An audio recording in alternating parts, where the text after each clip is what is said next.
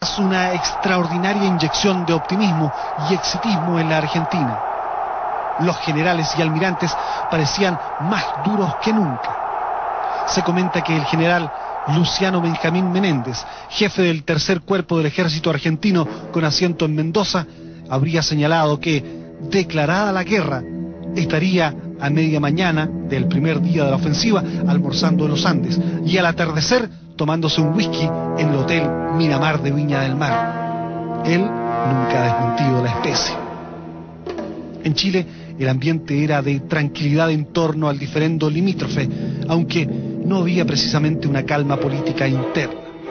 Proliferaban los atentados y en una mina abandonada de cal, en Lonquén, fueron encontrados varios cadáveres de simpatizantes de la Unidad Popular ejecutados después del 11 de septiembre. Pese a sus diferencias con el régimen castrense, el jefe de la oposición de entonces, el expresidente Frei Montalva, expresó públicamente su posición en torno al tema del Beagle. Había un conflicto interno importante con sectores del país. Yo recuerdo que en esa época el presidente Frei Montalva hizo declaraciones apoyando la posición del gobierno de Chile, lo cual era extraordinariamente importante, porque la oposición de la época no tenía ningún vínculo, ninguna relación, y eran críticas absolutas y totales hacia el gobierno militar. Pero fue un gesto patriótico del presidente Frei Montalva, que en ese momento hizo deponer las grandes diferencias políticas que había, y sin renunciar a ellas, dio su apoyo a la gestión que el gobierno de Chile estaba llevando a cabo. El 6 de agosto murió en Roma el Papa Paulo VI, con quien el canciller Cubillos esperaba encontrarse para pedirle una gestión que aliviara la tensión creada con Argentina. La elección del nuevo Papa, Juan Pablo I, significó nuevos esfuerzos del ministro chileno, y en la propia Capilla Sixtina, Cubillos, que presidió la delegación nacional a la entronización, conversó con el presidente argentino Jorge Videla.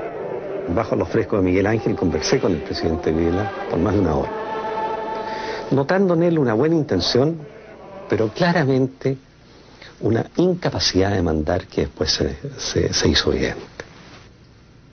Cubillos esperaba reunirse pronto con Juan Pablo I, pero el Papa repentinamente murió y solo el 16 de octubre pudo ser elegido el polaco Karol Wojtyła.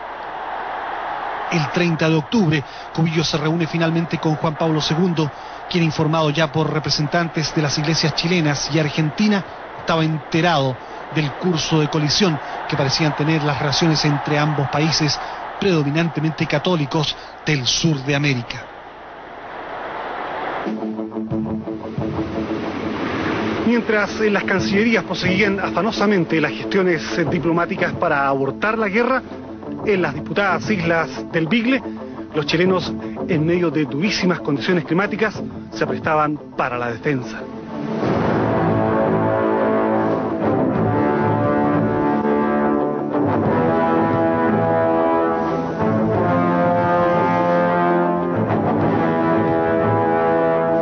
En la isla Picton, los infantes de marina habían montado un dispositivo de defensa que incluía numerosos puestos de tiro y trincheras desde las cuales se esperaba batir cualquier incursión.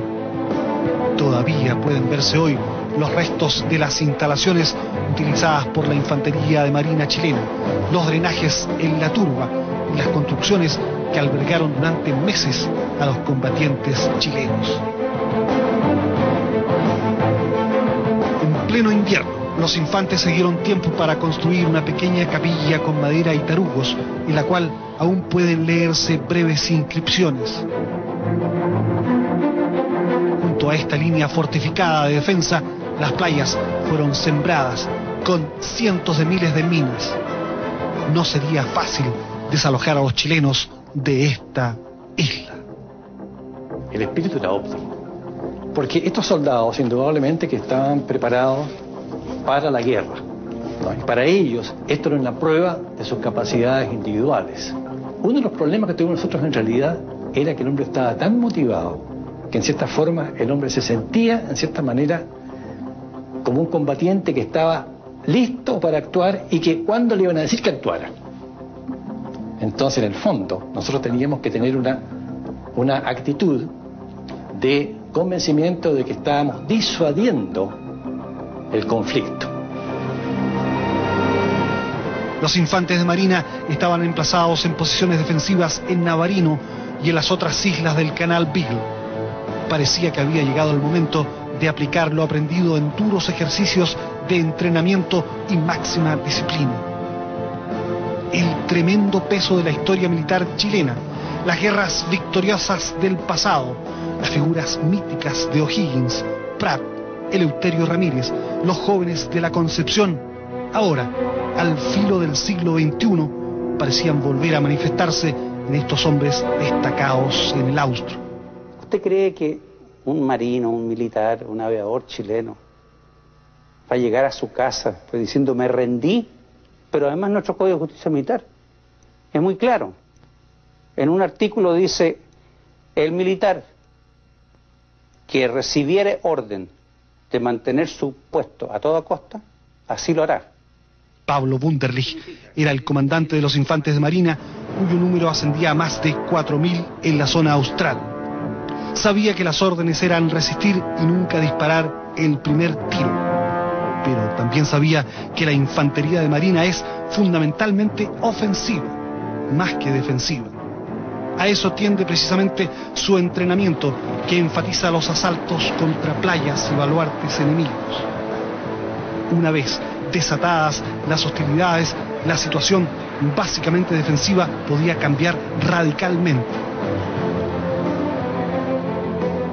En Santiago, Buenos Aires y el Vaticano se conversaban, y en las playas de la isla Navarino, no muy lejos de Puerto Williams, las baterías de costa, ahora oxidándose al sol junto al oleaje suave del mar, se aprestaban a entrar en combate. Mientras seguían construyéndose trincheras y puestos de ametralladoras, se pensaba también en los que morirían. Se accedió a un pedido que formuló el comandante de la Fuerza de Desembarco de bolsas nylon para los cadáveres, y eso tenía un destino, para los cadáveres nuestros o adversarios. Habría sido una carnicería que por suerte no se llevó a cabo.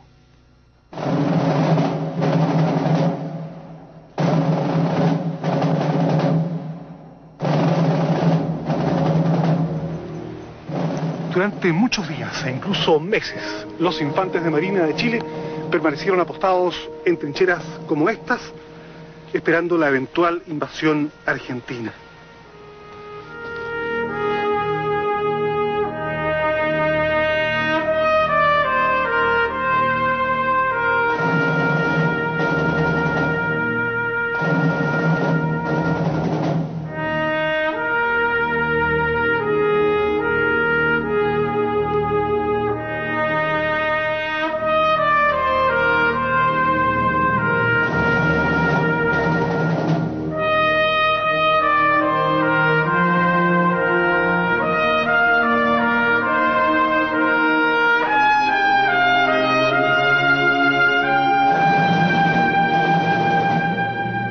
En realidad no hay ninguna orden de operaciones que diga específicamente defender. Una orden de operaciones tiene que decir indudablemente los objetivos son tales y cuales. El propósito actual es conquistar, defender o buscar una decisión mediante fuego y movimiento. Indudablemente que bajo esas cláusulas la defensa puede ser una actitud inicial.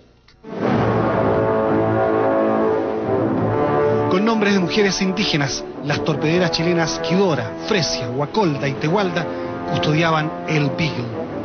Pequeñas, veloces, vulnerables sí a impactos directos, pero tremendamente letales con sus torpedos, tenían la misión de impedir en caso de guerra la penetración de naves mayores en el Beagle, defender